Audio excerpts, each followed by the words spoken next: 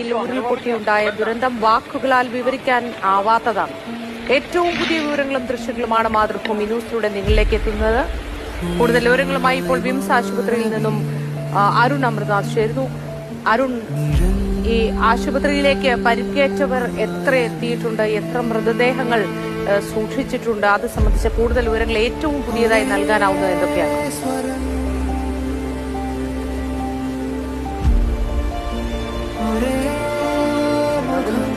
മൃതദേഹങ്ങളാണ് നിലവിൽ ആശുപത്രിയിലുള്ളത്. അത് ചൂരൽമല മേഖലയിലുള്ളതാണ്.